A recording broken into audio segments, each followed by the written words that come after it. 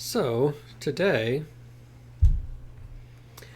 as important as it is every day, we are living in a culture that is ever increasingly hostile to Christianity.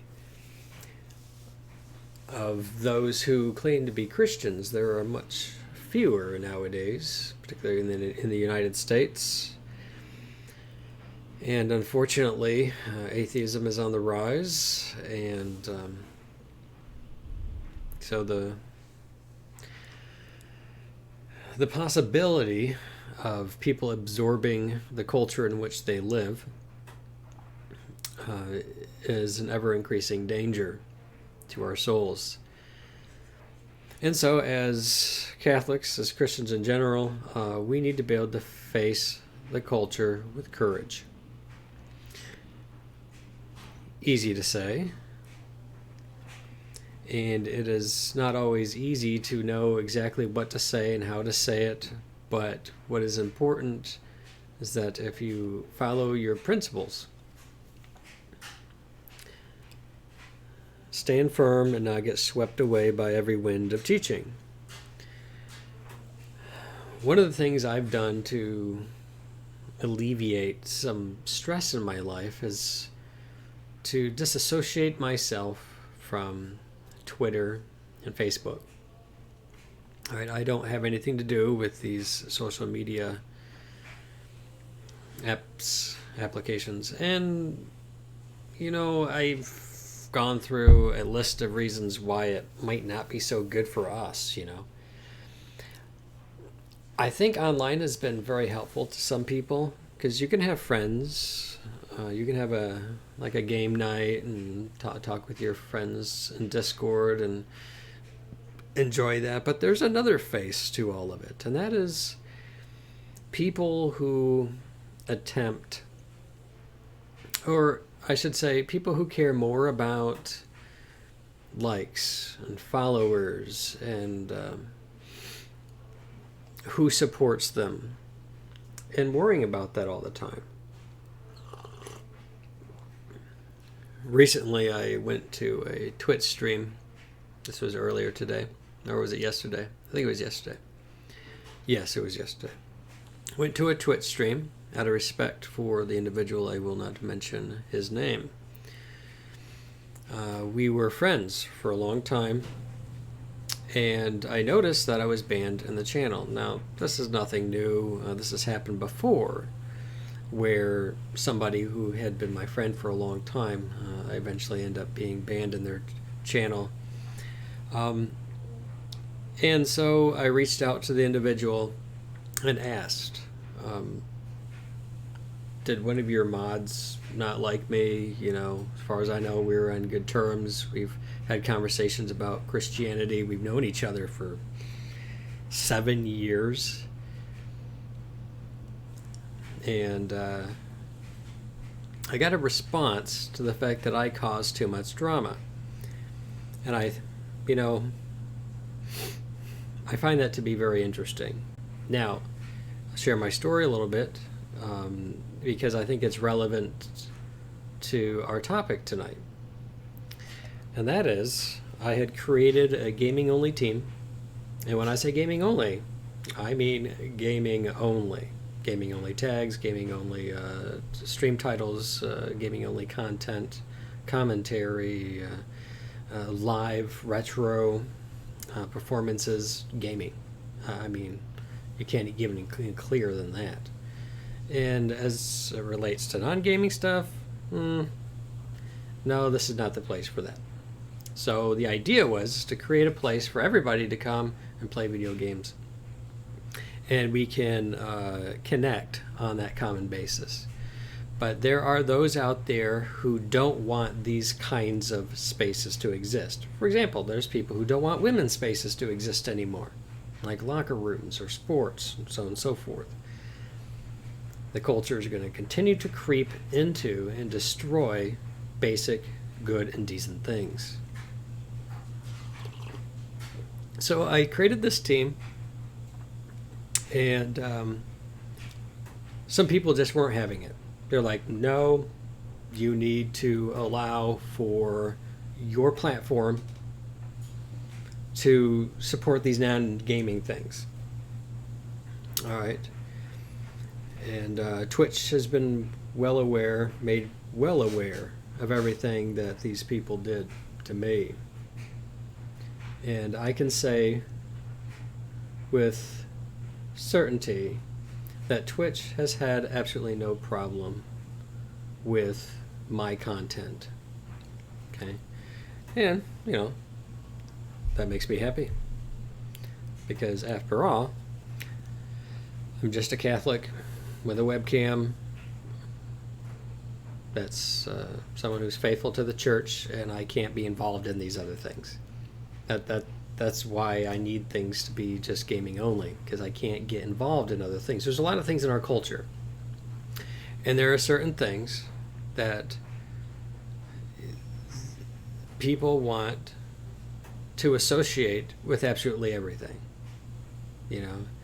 It's difficult now to just sit down and watch a new movie without everything having to be gay, for instance.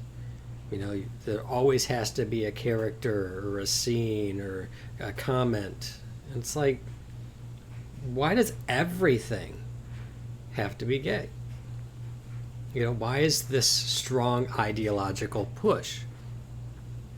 Now, the thing is that as the culture continues to try to normalize things what the Catholic Church has stood firm on, Catholics need to have courage. Do not compromise with a thief unless there's something of yourself you're willing to give away. Make no compromises. Do not give anything away. Hang on to your Catholic convictions. We live in a culture that often wants to replace traditional norms and values with an entirely different set of norms and values. And if you say no, these people become incredibly irate. The militant activists that demand that their ideas be front and center all the time and be acceptable. Well, that's problematic for a Catholic. See, a Catholic has very particular views. Masturbation is intrinsically disordered. Same-sex genital acts are, according to the Catholic Church, intrinsically disordered. So it doesn't matter how often, how loud, that our culture screams to normalize behaviors that have traditionally been understood as perverse. What are you going to do about that? And the thing is, I haven't changed. The culture keeps changing. It wants to redefine marriage. It wants to redefine person. It wants to redefine man and woman. I'm like, I already have definitions for those things. No, thank you. I'm certainly not going to allow our modern culture to define anything for me at all. It's hard to take anything they say seriously. Those who wed themselves to the spirit of this age will find themselves widowed in the next. Who cares what they think? Their ideas, their fads, their trends, they come and go. It's pop culture. It's the way ideas and education trickle down into the culture over the years. But the thing is, these people will try to flip the script. They will try to make it your problem. Like there's something wrong with you. Like, I haven't changed. You've changed. And you're trying to push your changes on me. And I'm like, no. I see the changes. I recognize the changes. And I'm not supposed to recognize that. Like there's something wrong with me. Like, what? What? You don't want men in the women's locker room? What's wrong with you?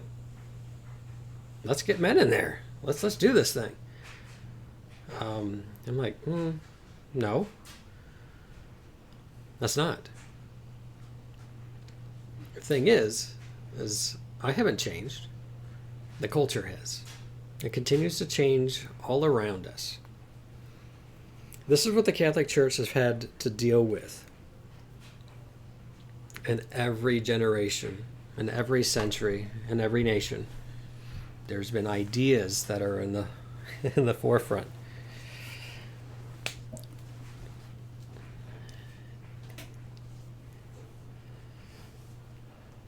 And all in all, the things that I did in the past were so that I could participate in gaming in a way that I have a clear conscience. I'm not going to participate in the LGBT community. I'm not going to become a fellow activist with them. I'm not going to do that, no matter how much they attack me, no matter how much they want me to think otherwise. The more I'm attacked, the more Catholic I become.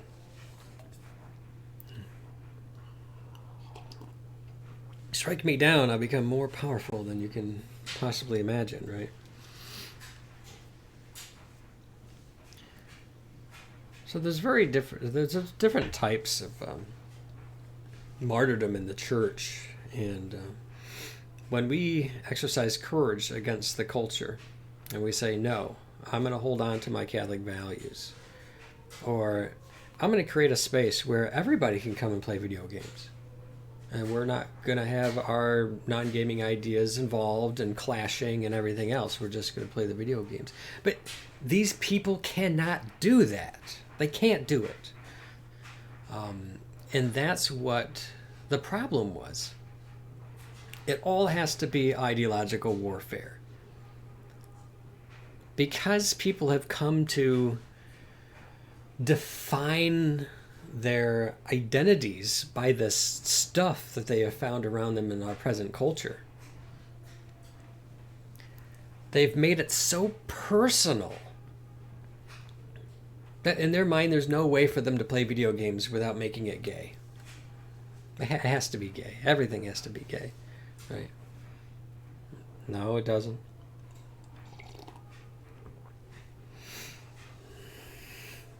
So over the years, I've had the opportunity to go to somebody's stream, recognize that I'm banned, see that they were a longtime friend. I reach out to them and they tell me I have created too much drama. I was just doing my own thing with a gaming only team. And people joined it. People joined it. There was 150 people, including this person, who joined the team. Got all the updates on the rules when me and Mannix were, hashing things out and formalizing things and creating a sign-up sheet and everything. Laying out the whole idea of being a lighter version of ourselves, focusing on the games, connecting. But when people sit there and say, hey, you're not allowing me to use your gaming-only team for my non-gaming stuff. Wah, that makes me upset. I'm the one that's creating the drama. That's very angering for me. Piss off, honestly. Keep that crap to yourselves. I don't have time for you. All right, that stuff is absolutely ridiculous. It's from the pit of hell.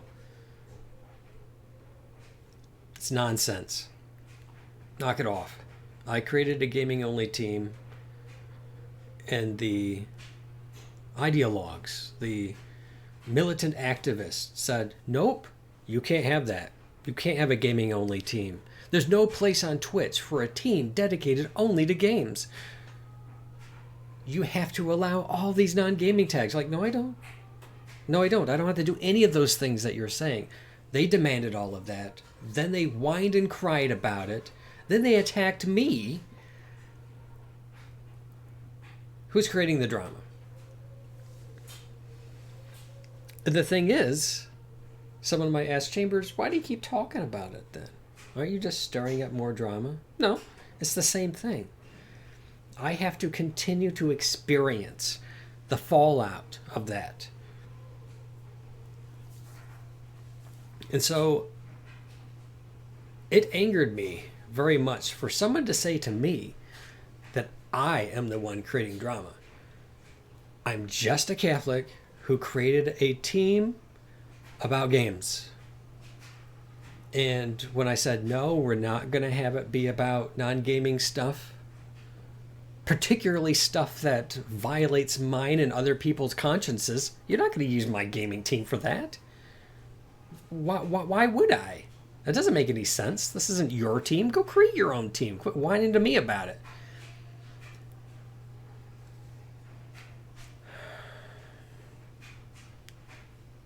The very fact that people have different ideas about all these different things is exactly why I wanted to create a team that was just about the games.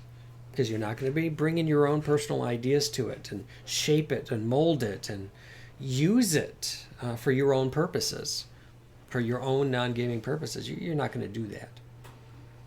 No, we're going to keep it streamlined and we're going to play games. And people say, no, you can't do that. It's the same thing today. If you stand up and say women should have their own locker room, people are going to attack you for it.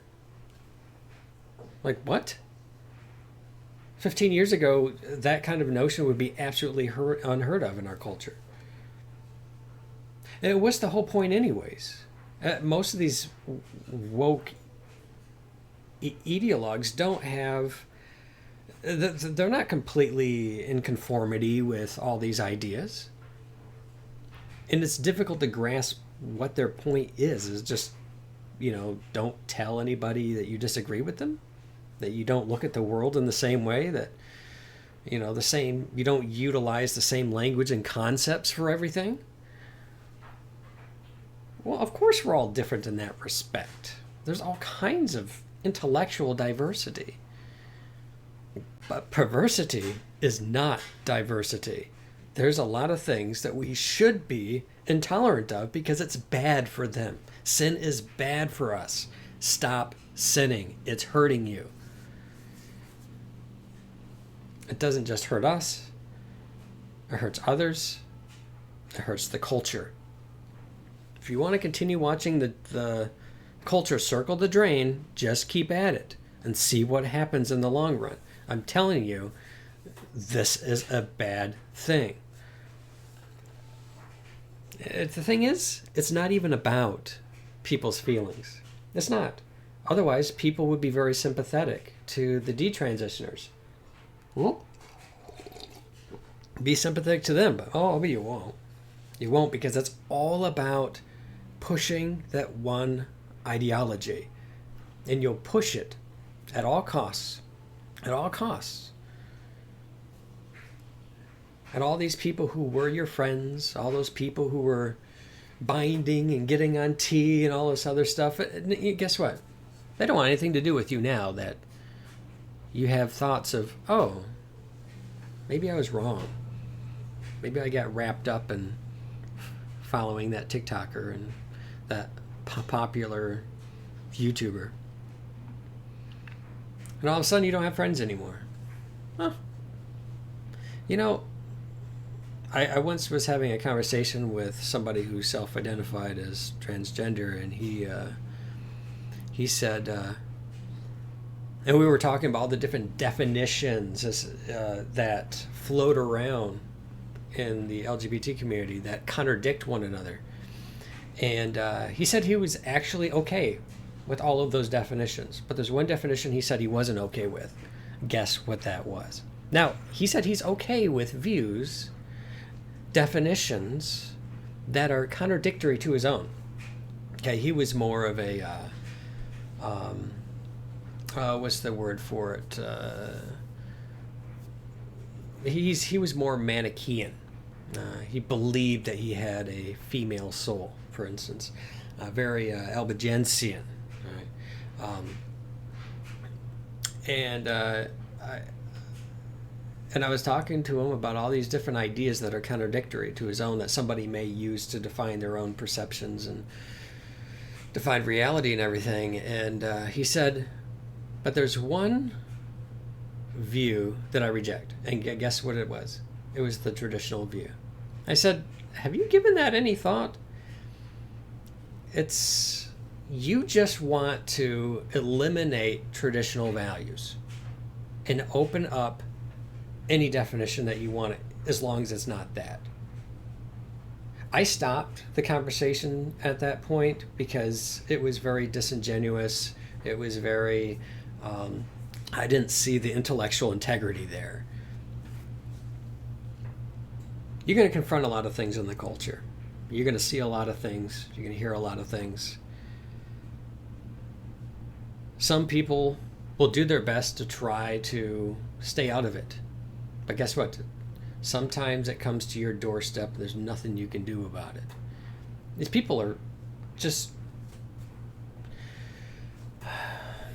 going about on a wrong premise. They're very passionate about their ideas. I'm passionate about my ideas. We have different ideas. Some ideas are wrong. Some ideas are actually bad for us. Most wrong ideas are. Come up with a wrong idea that's very, very good for you in the long run. No, you're not going to find it. But the thing is, you're not always going to know exactly what to say or how to say it. All right, and people are going to attack you for things that you say, things that you do. And it doesn't matter how good-natured you are. It doesn't matter how much thought you've put into it. It doesn't matter how well you frame it. If you're not conforming to their ideology, you're just evil. You know, you're just evil. And if the culture wants to do that, if the culture wants to continue to alienate itself from Christian tradition, all right, if it wants to continue to drift away from Catholic moral teaching, well, we might not be able to do anything about that. But what we can do is cultivate friendships where we can will the good of the other person for the sake of the other. Not necessarily how they think of themselves, not necessarily how they interpret reality, but in a way that is genuinely better for them. For whatever reason, people want or define freedom as freedom from everything. Freedom from parents, freedom from a hierarchy, freedom from tradition, freedom from traditional values and norms, freedom from oneself even, so that they can recreate and remold and redefine themselves like a Mr. Potato Head. These are very dangerous modern philosophical ideas. They weren't always around. Unfortunately, in recent times, existentialism has become quite popular in its premises.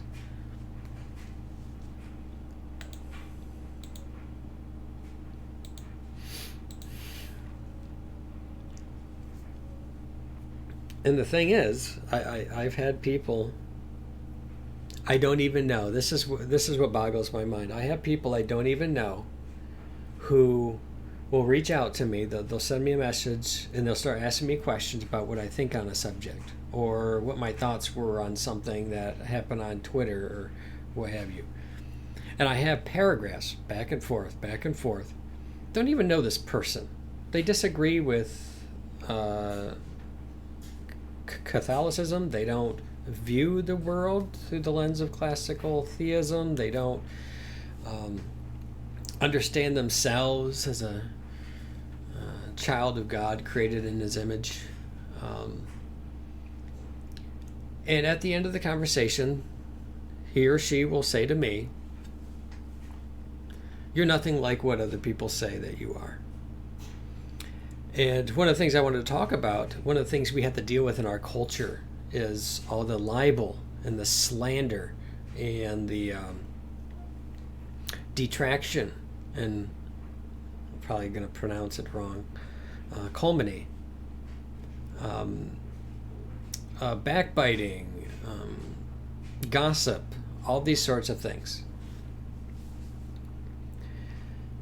It is a relational disorder in our culture where, number one, these people want everything to be public, and I mean everything to them has to be public. I remember one time I was attacked publicly, and then somebody attacked them publicly and said, "Quit attacking me publicly," and then everybody demanded that I publicly enter into the fray.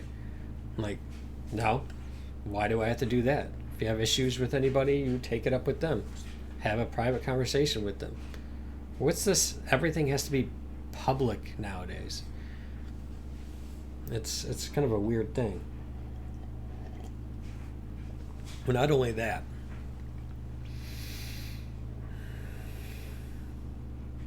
but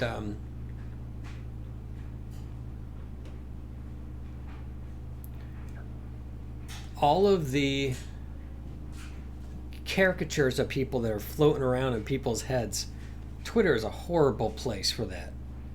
It's just an absolute dumpster. Okay, there's just a lot of trash. There are so many caricatures of us, of Catholics, of me personally, of Christians in general, that float around in the minds of people that don't have any basis in reality. But that's kind of part of the problem that we have in our culture today, isn't it? We seem to be highly attracted to the ideas that we shape reality with. So for some people, I'm the devil, because they have heard enough vilifying and demonizing and defaming language concerning myself or Catholics, that their perception is but a caricature that doesn't correlate to reality anymore. See, people don't want to interact on the basis of reality. We can't have this conversation now about, biology, and that biology matters, and that we should conform ourselves to nature, right? We should purposely will to direct it according to the natural pursuits and those things that are proper to the end of things for which they seem to be made for. So I suppose it doesn't surprise me that there's caricatures of things that exist in people's mind that have no correlation to reality. It probably doesn't help that certain modern philosophical ideas, particularly that from the Kantian epistemological school of thought, of whether or not the thing in the mind actually can correspond to the thing outside of the mind. Well, if somebody says no, what do you expect for people to do but follow their own ideas about it? Because after all, they're just going to paint everything with their own ideas. They're just going to paint everything. Instead of just conforming to nature, conforming to reality, and questioning any ideas that are incompatible with that, right? For a coherent, cogent worldview. People have worldviews, yes, but man, this is why there's so many cults. This is why there's so many people who pick up a Bible and create a whole new religion out of it. This was highly popular during the Restorationist movement, the Stone Campbell movement, and others in the late 19th, the early 20th century. It's incredibly scary to me, the kinds of ideas that people have about me. And what's weird is that the first time that I get to hear these thoughts about me are from other people, because I certainly don't know them because they're not me. It's a weird phenomenon that we see in our culture. It's a weird thing that we experience. That somebody would be more comfortable with ideas in their mind than to actually collaborate it with reality. Like these people who didn't even know me, they reached out to me, they talked to me, and I said, everything that I've ever said, offer qualifications where needed. And in each case, these people said, you're not a jerk. I disagree with some of the things you're saying, but you're certainly not what these people are saying you are. And then I'll have people who've been my friend for like 5-7 years all of a sudden block me and say that I create drama.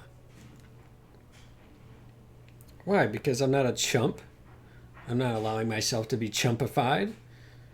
Because I'm not allowing myself to get raked over the coals by people who have ideas different than mine. Why should I care about any of that? I'm not going to bow the knee to the culture. All right? I'm not going to be bullied and harassed and defamed over and over again.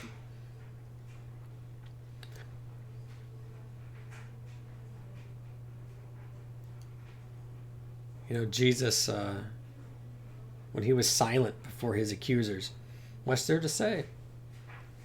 What's there to say when he was arrested in the middle of the night and brought before some of the Sanhedrin? They shared all kinds of different stories, mindless contradictions, all kinds of different ideas. He just stood there and just didn't say anything. Because he knew who he was. And what did he say? Tell me, are you indeed the Messiah? And what does he say?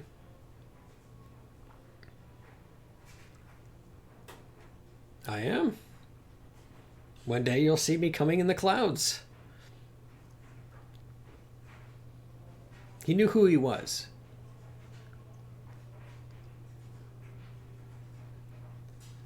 We need to know who we are. We're Christians. We're Christ-like. We're Catholics. We're faithful children of the church. We don't waver.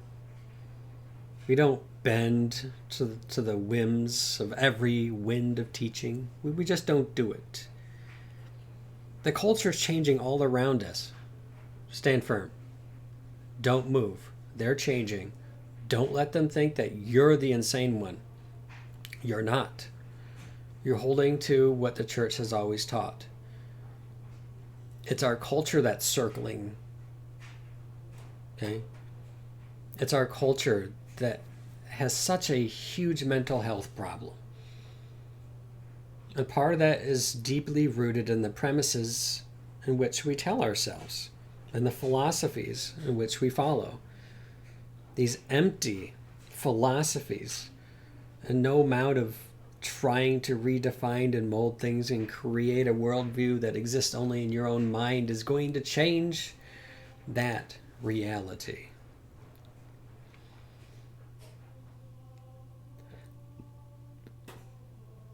People need to find nature's God, plain and simple. People need hope.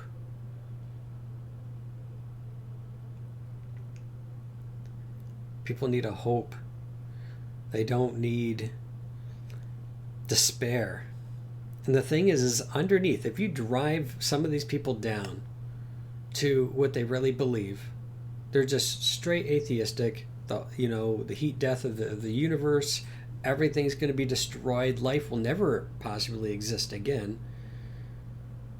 We're just a beep. We're just a vapor. We're here today. We're gone tomorrow, and it's just absolutely, utterly the extinction of one's consciousness. But you can rest assured that while you're worm food and while your consciousness no longer exists, you can ponder how you'll feed nature, and your little bits will become part of other things. But in the meantime, here's this antidepressant. Here's this chemical to manipulate your brain chemistry, to help dull your reason. Oh, sub-hype. F symbols, thank you so very much. You've caught me in a rant. You caught me in a rant tonight. Yes, Chambers gets angry and frustrated sometimes too. I'm ranting. Appreciate your friendship. It means a lot to me. Absolutely means a lot to me.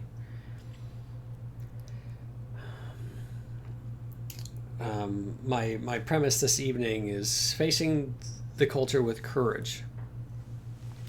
And I was talking about how I had horrible experiences on Twitter and things like that way back when, but it keeps rearing its ugly head. Somebody I've known for 7 years, banned me in their chat and said that I create too much drama. And okay, fine, I'm always wrapped up into drama, right? I caused drama at Twin Galaxies. I caused drama at the Donkey Kong forum. I caused drama on Twitter and in the speedrun community. I'm just always causing drama, I guess. And I think what it comes down to is I'm very passionate about my ideas, and I had very specific ideas about the adjudication process at Twin Galaxies. I had very specific ideas about the high score list on Donkey Kong Forum. I had very specific ideas about us trying to keep it gaming, among the speedrunners and retro gaming. And I'm just very passionate about my ideas. But the thing is I don't bend. I don't bend when somebody whines to me and say, well, you should have done this, or you should have allowed your team to do that. And no. Just because somebody whines about something doesn't mean they're going to get it. And in fact, the fact that they're whining about it's probably a good reason why they shouldn't get it. That's not how one gets their needs met appropriately. There's appropriate ways of getting one's needs met. Using me for their own ideological needs certainly is not going to be one of them. I do not consent. I'm not interested in that. But yes, it was kind of rough. This one cut me, and so I felt quite sad about it today. And what's hard about it is I'm a good-natured person. I just want to be a good Catholic, and I just wanted to play video games, and I wanted to share that hobby with other people, and I didn't want anything to screw that up. But our culture won't allow that kind of thing. So,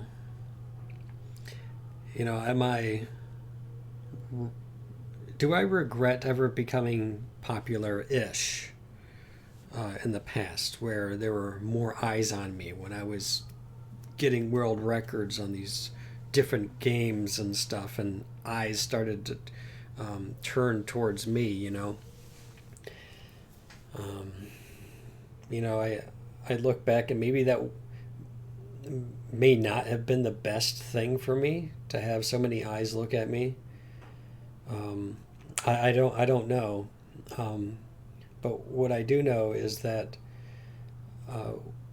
when I try to process this stuff, it's not easy. It's not easy for me to process this stuff. There's just so much stuff out there. And I have to remember that the world is going to reject me. If I draw a line in the sand and say, I find Catholic sexual ethics convincing to my core. All right, this makes the best sense out of reality in my own experiences in my own life. The world can get as mad as it wants to. I'm not going to budge. The church, likewise, isn't going to change its teachings on a whim. It's just not going to do it. The church has existed for 2,000 years. It defines something, and that's it. That's it. We're not going to reinvent morality every generation, every 40 years. We're not going to it's like these people who say, well, we need to just scrap the U.S. Constitution. We need to scrap all the founding documents, scrap the Declaration of Independence, scrap, the Federalist Papers, just scrap everything. And every generation create our own government. As good as that sounds, I don't look at the founding fathers as people who created a government out of just whims. They actually created a government out of very specific locking ideas, for instance, right? That there's a philosophical basis for that sorts of stuff. And it created one of the best forms of government this world has ever seen, with checks and balances. And I see things get tweaked here and there as time goes on, which I don't care for so much. We see a lot of things. You have people wanting to legislate from the benches, and try to turn it to a super legislature. You have people who think presidents should be writing 10,000 executive orders. And listen, or we don't have the people on the court that we want to have on the court to push our ideas through. So let's pack the court. Let's put 3 or 4 more people on there, while a Democrat is the one who gets to push those through. Which brings us to another one. They got rid of the filibuster for judicial nominees. Whoops. Now, okay. Do you see how that helps you?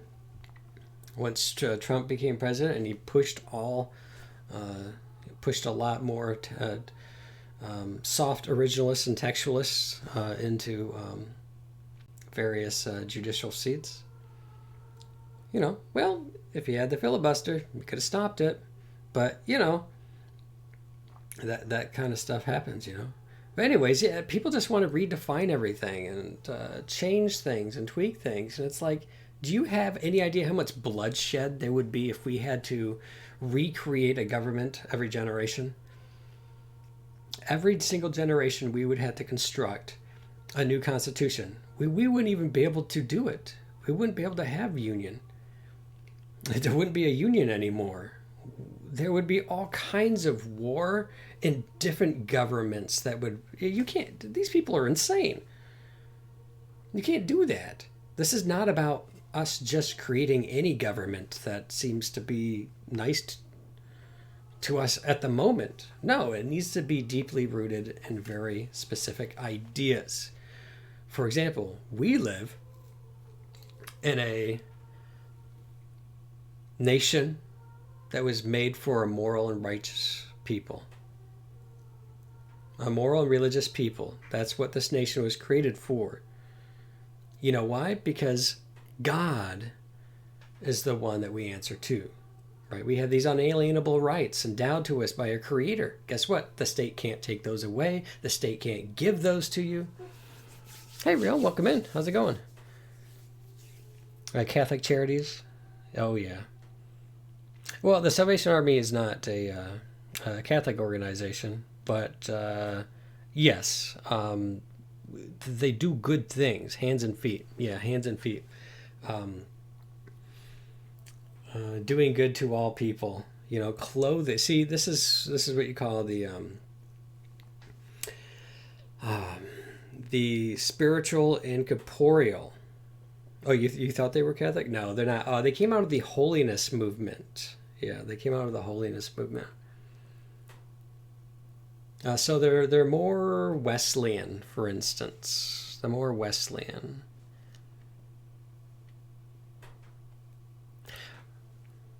Yeah, so you have the spiritual and corporeal works of mercy. So you have things like clothing the naked, feeding the poor, these kinds of things, right?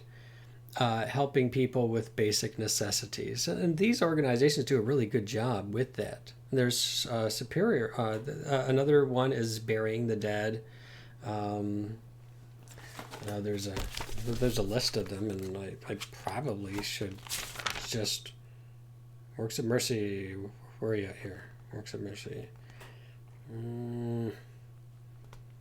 Because I don't have them memorized, and you would think it might be under there. 68. Maybe it might be. Where's charity? Yeah, it's a really nice list too. Charity, hope. Well, there's the chief moral virtues: prudence, justice, fortitude, and temperance. There's the Beatitudes. Oh, I know I gotta be getting close here. Some other moral virtues. Oh, come on. I really thought that I was going to find it there in that chapter. Talking about virtues. But there's the spiritual acts of mercy, which is to instruct the ignorant, to reprove the sinner. You know, those sorts of things. Guess what? That's good for people. Yeah, it really is. If I was stuck in a sin, I would hope my friend would take me aside, send me a private message, be like, "Hey, I think this is bad for you. You know, yeah, you're smoking 12 cigars a day. There's something about that just seems to be off kilter." Could you imagine 12 cigars a day? I'm sure that would make anybody sick. You were violating prudence and temperance, sir. Let's have a conversation about your intemperate behavior. Okay, fine. I'm not too proud that I can't have conversations with people, right?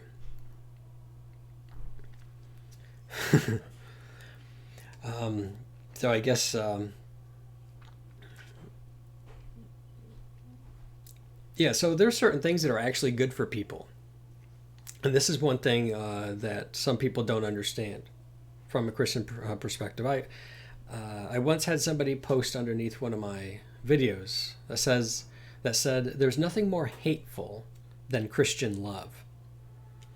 And what they meant by that is that Christians, well, I'll say specifically Catholic. It's easier that way. Catholics, when they care about somebody, when they want the best for them, what is it the best that they want? They want holiness. They want holiness for people. They want to help people out of vice and into virtue. Because these are objective goods for the person. But what some people think love is, they think love is affirming whatever you think about yourself. You know, being seen and heard, an affirmation of identity.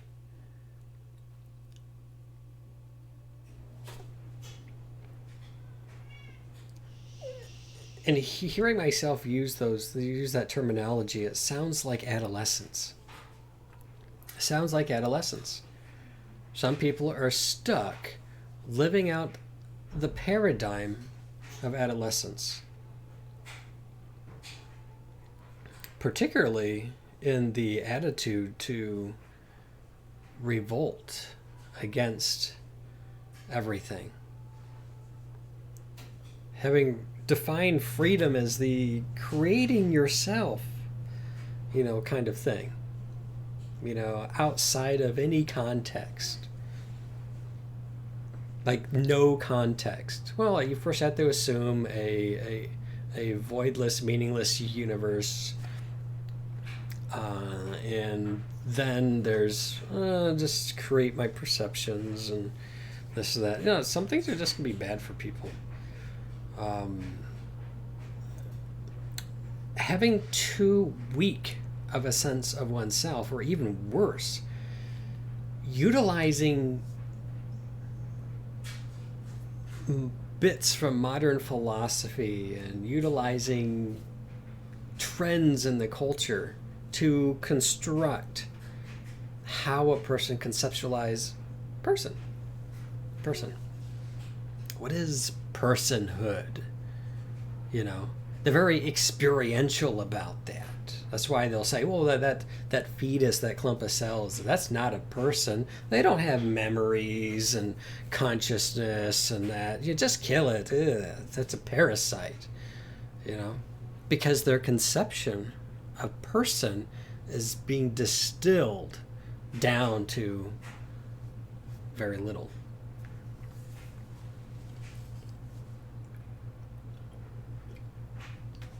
But if that's all what person is, if that's how they're understanding personhood, well, I mean, one could simply justify pulling the plug on somebody in a coma who might come out of it in a couple of years. And when I say pull the plug, what I really mean is not that they wouldn't be able to live without the respirator. One could actually justify that action.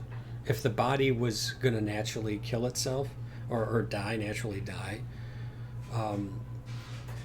while being provided with the basic nutrients of food and water, it's not morally obligatory that we keep them on the respirator if they can't breathe on their own. Just because we can do something doesn't mean that we should. But I'm talking about people who would starve somebody to death, dehydrate them to death, remove basic nutrients, once again, feed the hungry. One of the corporeal works of mercy is to feed the hungry. And that's true of somebody who is in a coma.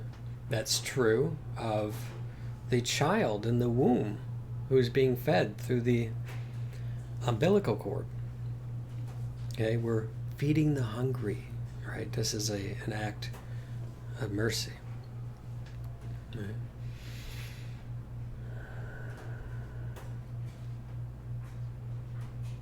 I can see why mental illness is so prevalent in our culture, given this kind of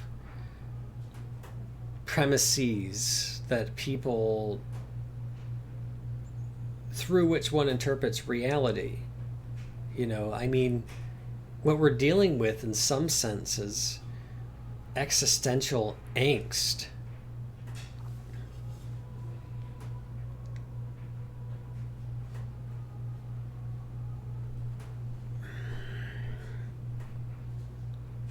As soon as you eliminate that there is objective meaning to something, and what would make things objectively meaningful would be God. That's a simple theistic solution to the question of meaning. Things are what they are because God made them to be what they are. There's nature and there's nature's God. Why is nature? Well, because nature's God. It's meaningful. It has a teleos. We can see this. Even the evolutionists can see a kind of teleology. In fact, sometimes they use teleological language to speak about the way that things progress and so on and so forth. It's hard to get away from teleology. It's what makes one body part entering another body part normal and biological, and other, so when a surgeon places his hand in your chest to do heart repair, we're not saying that's creepy and fetish like, but everything has its place, doesn't it?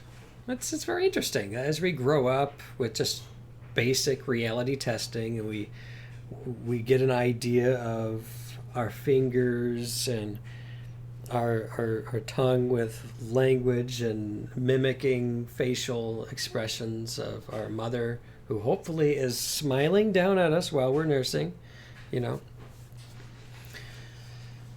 There's a context in which we come to understand and appreciate reality and how it is. You know, you understand that the stove is hot. You understand that falling from 6 feet, you get to experience gravity, and you've hurt yourself. You need to be more cautious. You know, you need to have more situational awareness, which grows with maturity. And then there's their intellectual capacity, and we're reasoning things, reasoning all kinds of stuff. You know, as we're trying to reason from things that are to things that we don't see. Like moral principles, for instance, you know, it's getting from the ontology to the morality.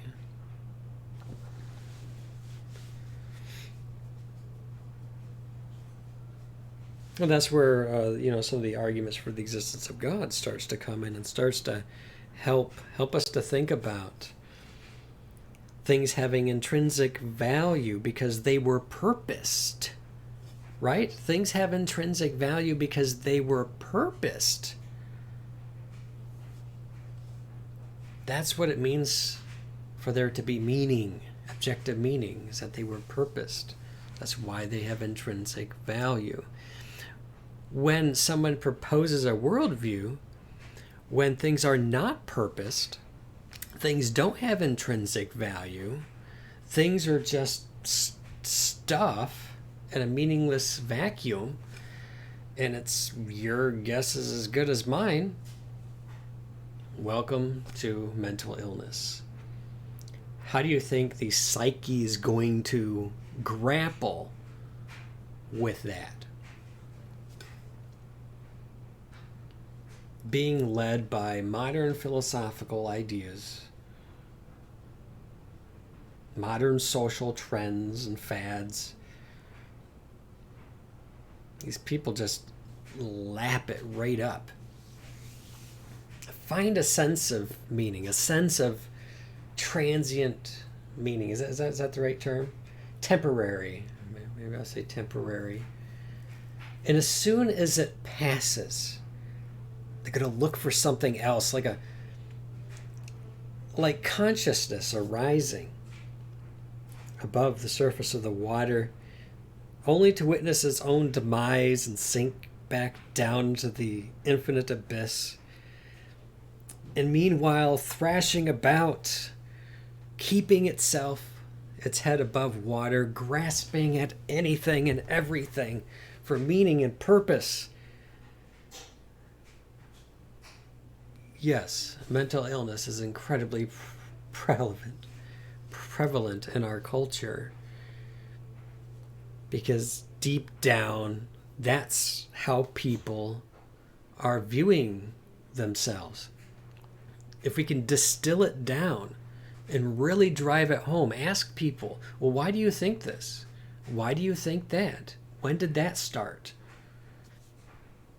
You know, people would eventually be able to say, well, the first time I saw somebody die in a movie, I couldn't grasp what was happening, you know? And I had this thought of, that's going to happen to me one day. What will that be like? What happens? And depending on the answers you tell yourself in that moment can have drastic consequences for the trajectory of your life and your mental health. I know I'm speaking from personal experience.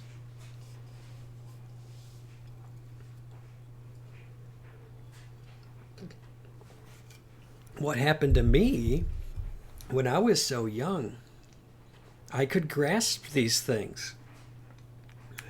I think it was like 5 or 6, I started crying myself to sleep because I was contemplating this very topic. And I couldn't console myself, and I didn't have enough information to think with to shelter myself from these ideas. Thing is, I'd have ideas, and then the most dreadful of ideas were the ones I drifted towards because I don't know, they're not true, and then they would cause me dread and despair and everything else. And because it was such a profound and pungent, sharp, raw emotion, I obsessed over it because the emotion was so powerful. And then my mind just stayed there. It just stayed there. I never told my mom or my dad, or just all that stuff just sat there and was unresolved. How many unresolved philosophical ideas are there? People just live day in, day out. They think about what they're going to do tomorrow. They think about this or that. Sometimes there's some value in some of the things that some of the saints did, where they dug themselves, or they would go. Well, I don't have a specific example. I've heard it. Where you would go to a cemetery before the day, and there's the hole, and you lay in the hole facing up and contemplate your mortality, right? And just how dependent we are upon nature and nature's God. And no matter how much I want to escape that reality, reality is the stuff of being. And you're not going to find God outside of exploring that which is. Because God is subsistent being, right? There's anything because God, who am.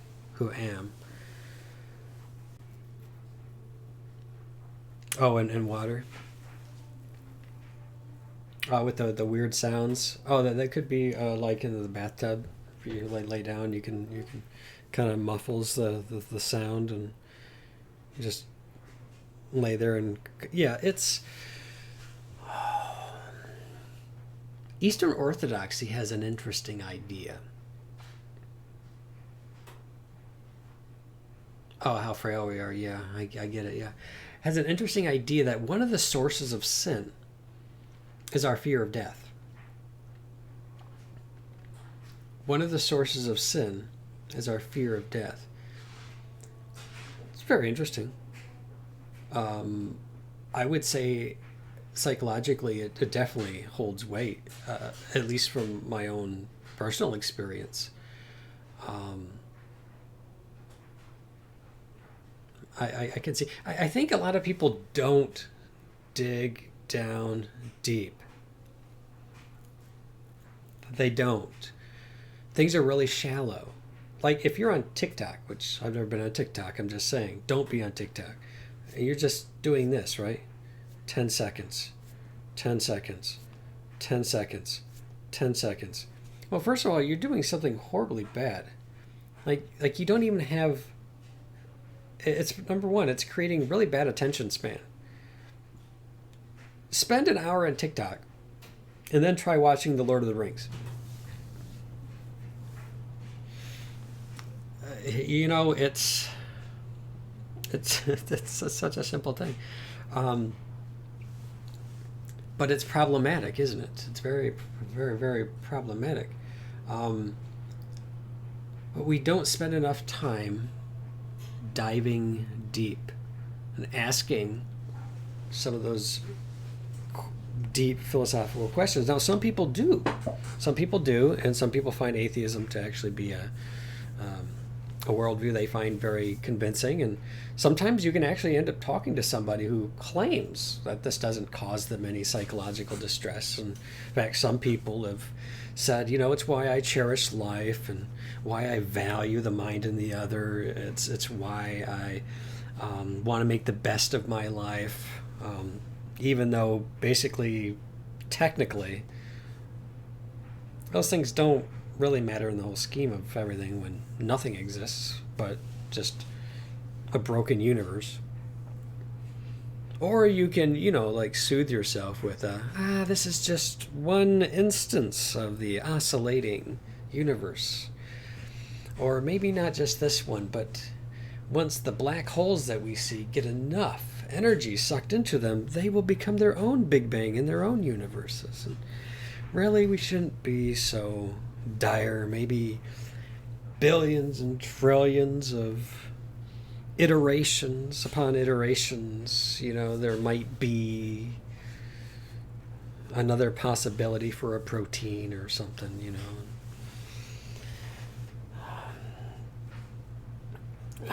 Well, I can't say that as quite soothing.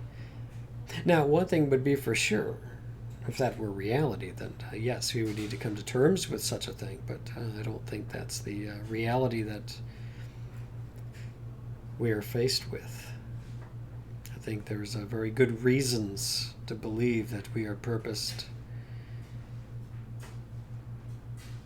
that a universe would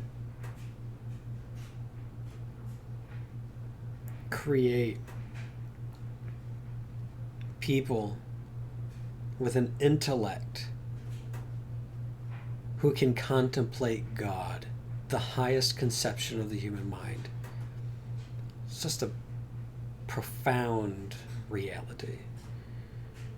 Very profound.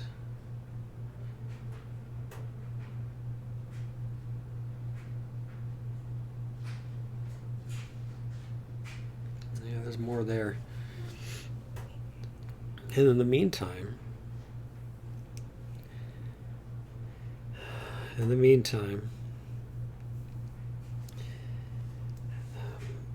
I find living the Christian life to be very challenging, very difficult. Having to come to terms with my own limitations and my frailty, and thinking of all the nature and nurture over the years and habits and things that I wish were different. Things continue to move along time without my consent. This is God's plan and not mine. And we just continue to drift one day after another until which, and I was talking to my daughter earlier, and I said, sometimes I feel like I'm just drifting.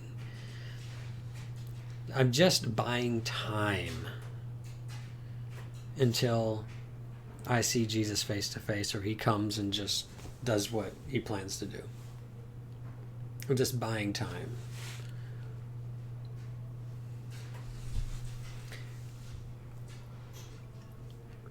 And how will I, throughout the remainder of my life, redeem my time?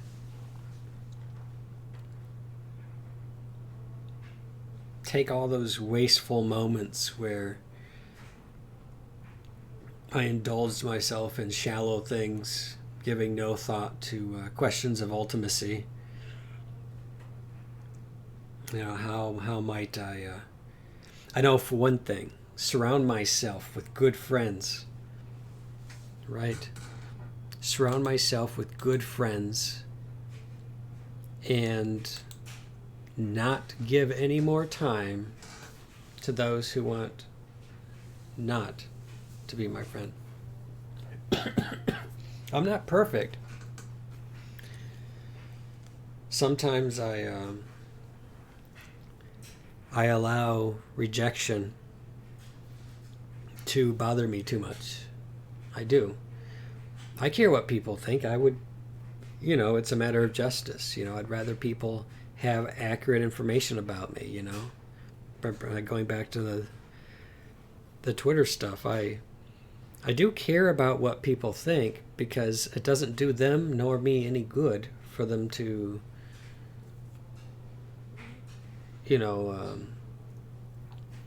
be deluded by falsehoods and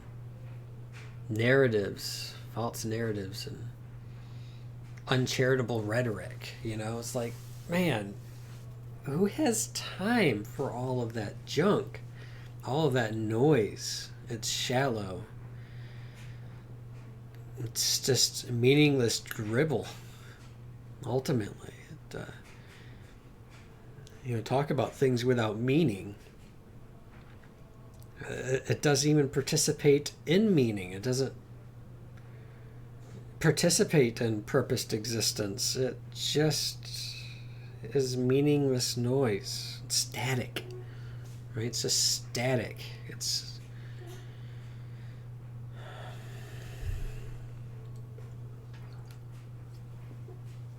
I want good friends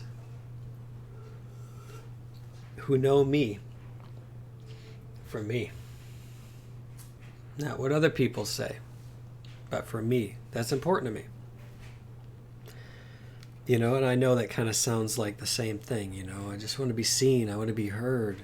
And ultimately, I think there is a human need for those sorts of things. I'm not downplaying that in this context, right? In this context, couched in this language and concepts, it finds its proper place. Not in the sense in which I explained earlier. And that's something that I know by saying it is not just something that I experience, and not just some things that other people want to experience. And part of it does come from maturity. I think the older I get, the less I'll probably care, because ultimately it's not going to matter. I once had a priest friend that said, other people's ideas about me, other people's thoughts about me are none of my business. And the interesting insight from that is that a lot of times other people's thoughts of us have nothing to do with us. They're just caricatures, right? They don't correlate to reality. But I think it bothers me because I think it's against justice for people to be treated differently than they are.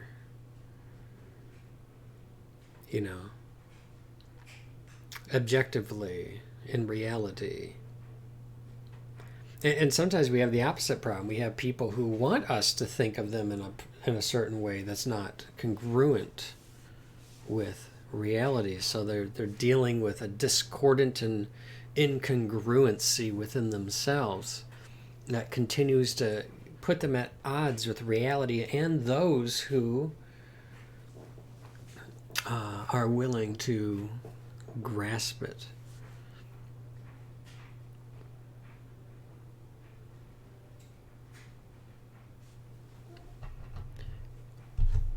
Yeah, but I just have to say, it's good to have friends who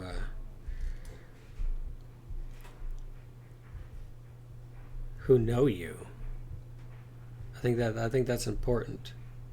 I think for good relational health, having at least a couple, a nice handful, 2-3 people who, at the very least, know you through and through, so thoroughly. They just know you and genuinely want the best for you, objectively good, and they genuinely love you to will your good for my sake, not for one's own sake. And that's not always an easy thing, Like when parents use tough love, It's because they need it to help them mature. And we go through all kinds of stuff in our life that does just that.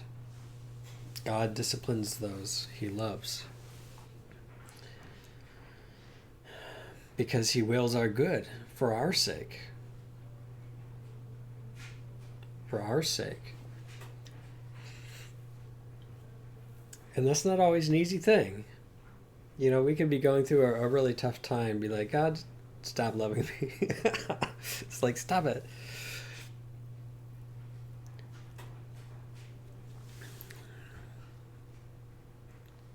Because sometimes we have to go through some pretty tough stuff. And who knows, those who listen to this ramblings of mine may have to face martyrdom in their life. They may have to face giving their life for Christ. But there's a way that each of us can become martyrs in our own time.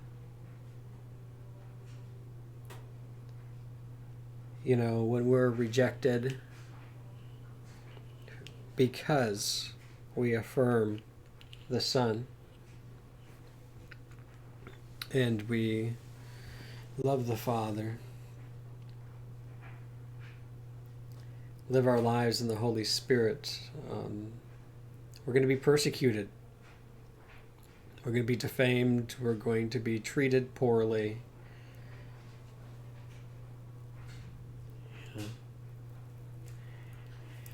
We're going to be, there's, if we want to share in his glory, we need to share in his sufferings. And indeed, we will have to go through many hardships before we enter heaven. And we might not be asked to give up our life, but maybe in facing the culture with courage, we are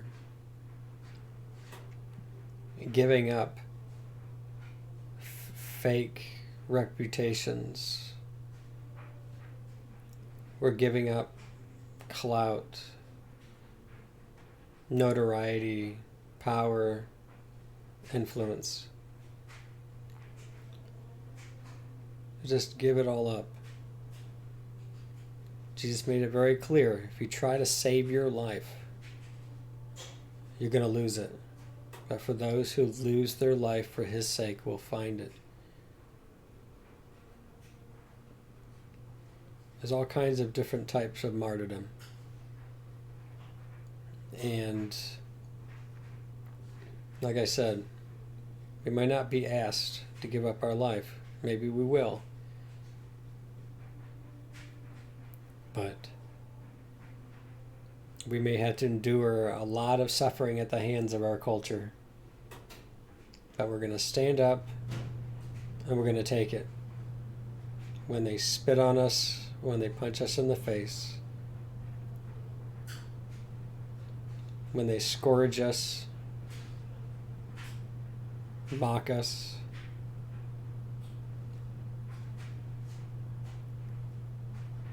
force us to carry the instrument of our own execution, and then ultimately kill us in one way or another. Remember the Passion of Christ. The next week is Holy Week. Christ liturgically will be entering into his Passion, where he begins in the Garden of Gethsemane, sweating drops of blood. He's under such psychological distress that blood is seeping out of his sweat pores, or his pores, sweat glands. Probably not through the sweat glands, but through the pores. Agonizing. Because he doesn't want to go through it in his human nature. And we will resist too. The flesh is weak, but the spirit is willing.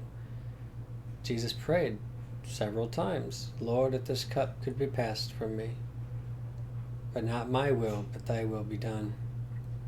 You can see the human will resigning to the divine will. Even within Christ himself, we can see his humanity that's enduring the anticipation of great suffering. And so during this Passion Week, endure whatever God has given to us to endure. To face all of it with courage. So. All right, everybody. Thanks for hanging out. I appreciate each and every one of you.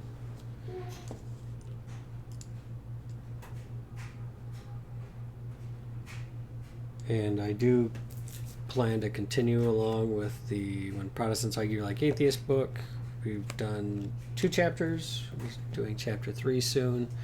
Should be kind of interesting because I haven't read the book, and so my live reactions and reflections are interesting.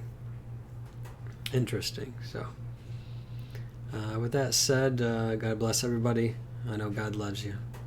God loves you. You might think that he doesn't love you, might be going through a hard time, but God loves you.